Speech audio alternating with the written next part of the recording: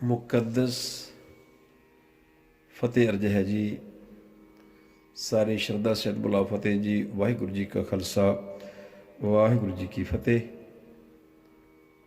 आप हर रोज़ एक श्लोक उसकी विचार श्रवण करते हो। सारे मिल के सतगुरु तेग बहादुर महाराज तो आज्ञा मंगीए। पहले श्लोक का पाठ, उस तो बाद विचार। ज्यो सुपना यार पेखना, ऐसे जग को जान,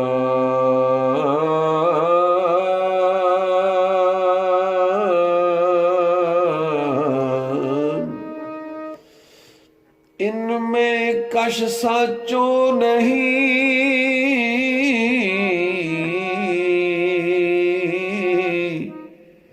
नानक बिन भगवान।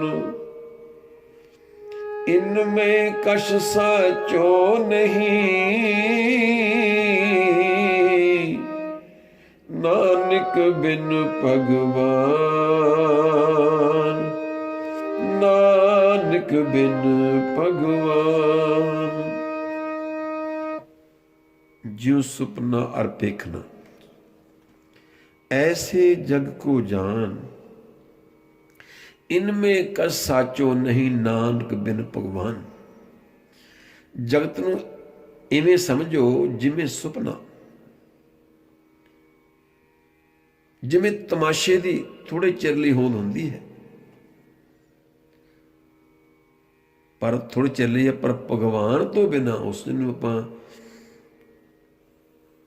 खुदावंद करीम कहते हाँ, उस तो बिना सदा कायम रहने वाला कोई नहीं है। इस इंसान, इस मनुख दी तीन भुखां हन। शरीर की भुख है, भुख सारे दी इक्को जिही है, लेकिन भुख नूं मिटाउण दे तरीके अलग अलग ने। कोई कोदरा खांदा है, कोई चावल खांदा है, कोई दाल फुलका छकदा है। इसी तरह परमात्मा एक है, जिवें भुख एक है, बस परमात्मा नूं पाउण दे तरीके ढंग अलग अलग ने। सो तीन भुखां जिहड़ियां है, शरीर की भुख है जो खुराक नाल मिटदी है, कुछ ना कुछ खा के मिटदी है। एक मन की भुख है जो कि चंगे विचार करन नाल मिटदी है। एक आत्मा की भुख है जो परमात्मा दे मेल नाल मिटदी है। आत्मा नूं परमात्मा होने की भुख है, मन की भुख ते विचार की भुख है। जिन्नियां अणहोइयां ते अटपटियां विचारां मन के सामने आउण, ये उतना ही प्रसन्न हुंदा है। अगर कोई सच्ची विचार की खुराक दिती जाए, जिमें सही खुराक नाल भोजन तो बाद साडा शरीर, असीं कहंदे आनंद आ गया जी। असीं चंगा भोजन खा के, स्वादिष्ट खाना खा के असीं कहंदे असीं विश्राम में चले गए, असीं आराम में हाँ, पर थोड़े चिर लई। वैसे इन्हूं इत्थे आनंद शब्द नहीं वरतना चाहिए। जिहड़ा आनंद शब्द है वो तो जदों आत्मा परमात्मा च भेद हुंदी है ना, उत्थे ठीक बैठदा है आनंद शब्द। उस तो बाद फिर आनंद हमेशा रहिंदा। फिर वो जिहड़ा ये असीं भोजन छकिया, बड़ा आनंद आया भी, प्रसाद बड़ा स्वाद सी, पर 3-4 घंटे बाद फिर मंगदा। ये काहदा आनंद होया जी। सो इहदा सुभाਅ जिहड़ा बन गया वो भटकण दा बन गया।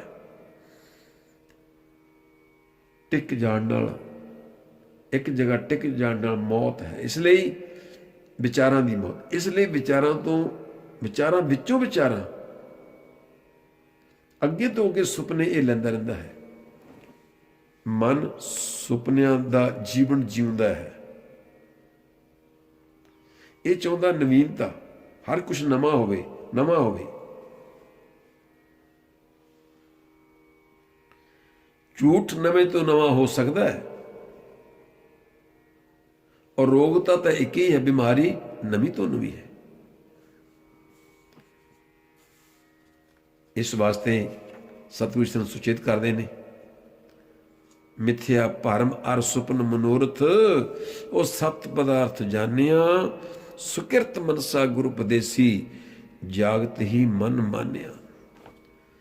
ਸੁੱਤਾ ਹੋਇਆ ਉੱਠ ਕੇ ਇਹ ਕਹਿੰਦਾ ਕਿ ਸੁਪਨਾ ਝੂਠਾ ਸੀ, ਪਰ ਜਦੋਂ ਜਾਗਦਾ ਹੋਇਆ ਕਹਿੰਦਾ ਸੀ, ਜਦੋਂ ਕੋਈ ਤਮਾਸ਼ਾ ਕਰਨ ਵਾਸਤੇ ਮੁਹੱਲੇ ਵਿੱਚ ਆਇਆ, ਤਮਾਸ਼ਾ ਵੇਖ ਕੇ ਕਹਿੰਦਾ ਇਹ ਝੂਠਾ ਸੀ,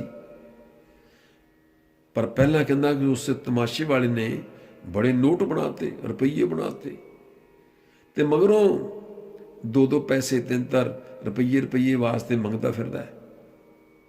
ਜੇ ਸੱਚ ਹੁੰਦਾ ਤੇ ਬਾਅਦ ਚ ਪੈਸਾ ਕਿਉਂ ਮੰਗਦਾ?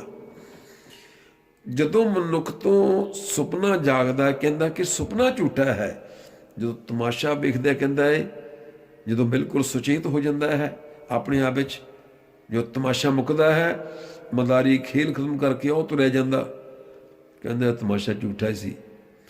ਇਸੇ ਤਰ੍ਹਾਂ ਜਦੋਂ ਕਿਸੇ ਮਹਾਂਪੁਰਖ ਦੀ ਸੰਸਾਰ ਦੀ ਨੀਂਦ ਤੋਂ ਪਰਮ ਜਾਗਣ ਵਾਲਾ ਅੱਖ ਖੁੱਲਦੀ ਹੈ ਨਾ, ਫਿਰ ਉਹ ਕਹਿੰਦਾ ਹੈ ਇਹ ਸੁਪਨਾ ਝੂਠਾ ਸੀ, ਇਹ ਤਮਾਸ਼ਾ ਵੀ ਝੂਠਾ ਸੀ, ਇਹ ਜਗਤ ਵੀ ਝੂਠਾ ਹੈ।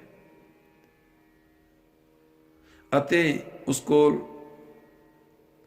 ਨਾ ਹੀ ਉਹ ਕਹਿੰਦੇ ਸੁਪਨੇ ਬਾਅਦ ਵੀ ਸੁਪਨੇ ਲੈਣ ਵਾਲਾ ਰਹਿ ਗਿਆ, ਤਮਾਸ਼ਾ ਕਰਨ ਤੋਂ ਬਾਅਦ ਵੀ ਸਿਰਫ ਮਦਾਰੀ ਰਹਿ ਗਿਆ,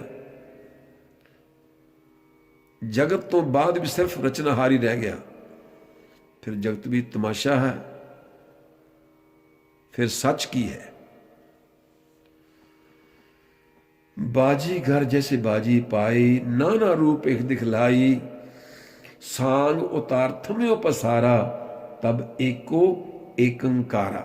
असी इस जगत इस संसार सुपने दे मगर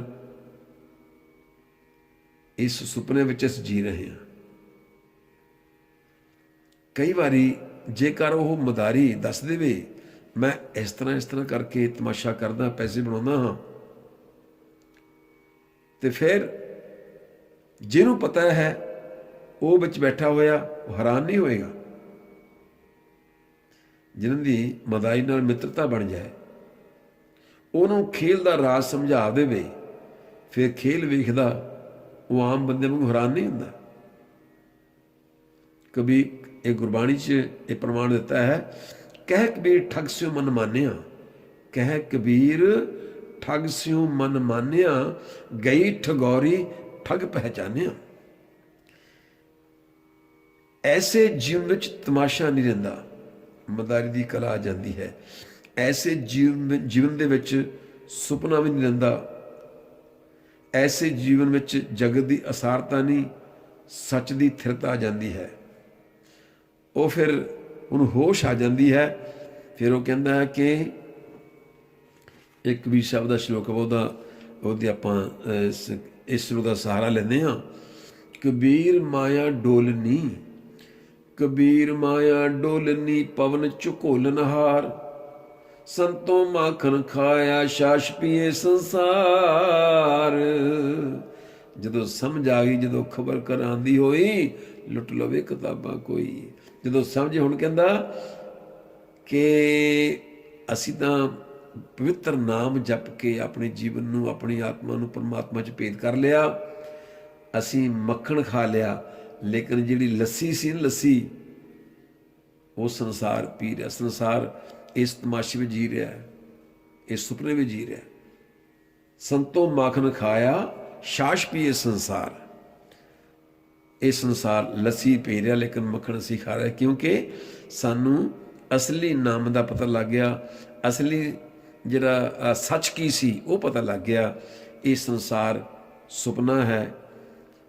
सुपने ते तमाशे परमात्मा के रस्ते विच रोक बनते हैं, पर सतगुरु जिन्होंने सुपने तोड़ देवे वो परमात्मा, पर आप भी कोशिश करनी पैंदी है, आप भी यतन करना पैंदा। तां ही क्या महाराज ने करो जतन जे होए मेहरबाना। तू यतन तो कर, तू अपनी नींदर चो समा ते कढ, कोशिश तेरी परमात्मा ने भाग लाना। फिर जिन्हें सतगुरु जी कृपा करते हैं, सुपने तोड़ दिंदा है। वो मनुखा जन्म ਅੰਮ੍ਰਿਤ ਵੇਲਾ ਸਾਂਭ ਕੇ ਗੁਰੂ ਦੀ ਗੋਦ ਵਿੱਚ ਜਾ ਬਰਾਜਦੇ ਨੇ। ਉਹ ਅੰਮ੍ਰਿਤ ਵੇਲੇ ਉਸ ਪਰਮਾਤਮਾ ਦਾ ਸਿਮਰਨ ਨਾਮ ਜਪਦੇ ਹਨ।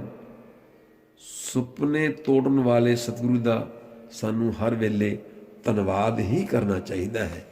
ਇਸ ਲਈ ਅੱਜ ਦੇ ਇਸ ਸ਼ਲੋਕ ਵਿੱਚ ਸਤਿਗੁਰੂ ਗੁਰੂ ਤੇਗ ਮਹਾਰਾਜ ਜੀ ਬੜੇ ਪਿਆਰ ਸੇ ਸਮਝਾਉਂਦੇ ਹਨ। ਦੇਖੋ, ਜਿਉ ਸੁਪਨਾ ਅਰ ਪੇਖਨਾ ਐਸੇ ਜਗ ਕੋ ਜਾਨ, ਇਨਮੇ ਕਸ ਸਾਚੋ ਨਹੀਂ ਨਾਨਕ ਬਿਨ ਭਗਵਾਨ। ਉਹ ਹੈ ਆਦ ਸੱਚ ਜੁਗਾਦ ਸੱਚ ਹੈ ਵੀ ਸੱਚ, ਨਾਨਕ ਹੋਸੀ ਵੀ ਸੱਚ। ਇਹ ਸਰੀਰ ਪਰਮਾਤਮਾ ਤੱਕ ਪਹੁੰਚਣ ਦਾ ਇੱਕ ਜ਼ਰੀਆ ਹੈ। ਇਹ ਤੋਂ ਕੰਮ ਲਓ। ਜਿਸ ਦਿਨ ਇਹ ਚੋਂ ਇਹ ਪ੍ਰਾਣ ਪੰਖੇਰੂ ਹੋ ਗਏ, ਇਹਨੂੰ ਕਿਸੇ ਨੇ ਰੱਖਣਾ ਹੈ। ਇਹ ਫਿਰ ਧਰਤੀ ਸੰਭਾਲਦੀ ਇਹਨੂੰ, ਤਾਂ ਹੀ ਕਿਹਾ ਕਿ ਧਰਤੀ ਮਾਤਾ ਹੈ। ਪਵਨ ਗੁਰੂ ਪਾਣੀ ਪਿਤਾ ਮਾਤਾ ਧਰਤ ਮਹਤ। ਇਸ ਲਈ ਆਓ, ਆਪਣਾ ਜ਼ਿੰਦਗੀ ਦਾ ਬੜਾ ਕੀਮਤੀ ਸਮਾਂ ਹੈ, ਇਹਨੂੰ ਆਪਾਂ ਪਰਮਾਤਮਾ ਦੇ ਨਾਮ ਜਪ ਕੇ ਆਪਣੇ ਸੱਚ ਅਤੇ ਝੂਠ ਦੀ ਪਹਿਚਾਣ ਕਰੀਏ। ਧੰਨਵਾਦ। ਵਾਹਿਗੁਰੂ ਜੀ ਕਾ ਖਾਲਸਾ, ਵਾਹਿਗੁਰੂ ਜੀ ਕੀ ਫਤਿਹ।